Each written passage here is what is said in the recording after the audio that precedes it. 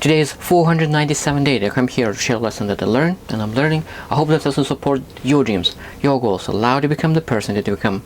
Only 3 days left and it will be 500 days that I'm here every single day to support your dreams, my dreams, and really add tremendous value as much as I can.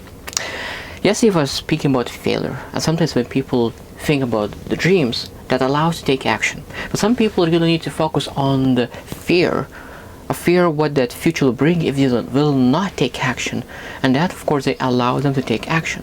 So it depends on what kind of person you are. Sometimes you motivated by fear, sometimes you're motivated by the dream.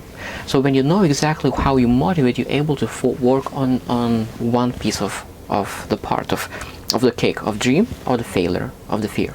So they will share 5 things that really visualizing failure allows you to do. So number 1 is identify the fear. So that means when you visualize failure and when something happens, what kind of fear you have? Rejection? What kind of fear?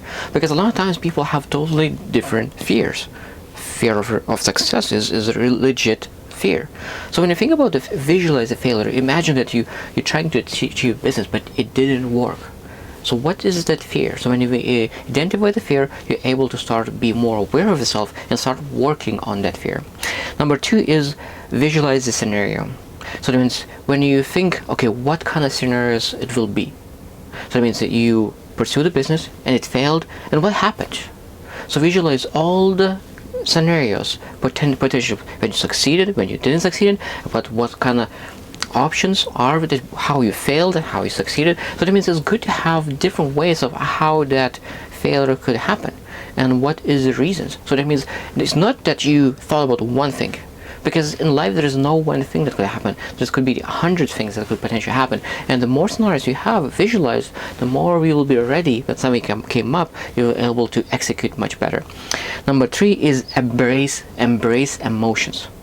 So that means when you are going through failure, you need to embrace the emotion. What do you feel at the moment?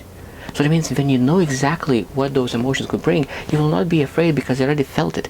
Because when you embrace emotions, that means that you will be able to take action, execute, and really prevent that to happen. Because I truly believe that people move and take actions not based on logic but on emotion. So when you allow yourself to feel those emotions, most likely you will start working very hard to make sure that that doesn't happen. Number 4 is analyze the situation.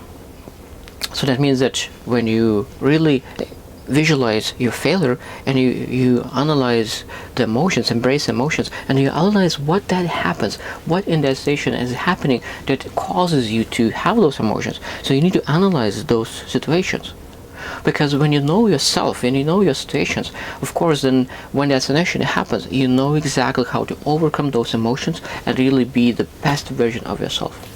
And number 5 is plan for the future. So it means imagine if you failed and imagine if you succeeded. So if you failed, what you will do next, what will be the next steps, because you have that plan afterwards.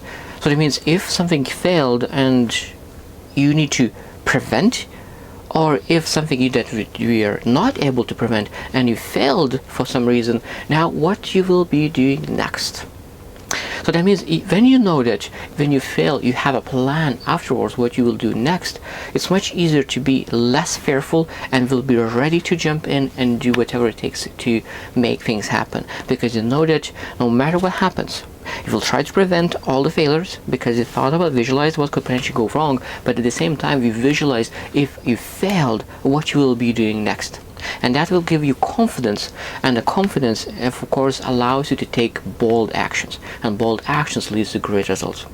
So I hope those 5 steps will allow you to visualize the failure, prevent the failure, and if something happens, you will be more than ready to take bold actions to go above and beyond different plans, different goals, and achieve one way or another. I hope you choose to win, and see you tomorrow.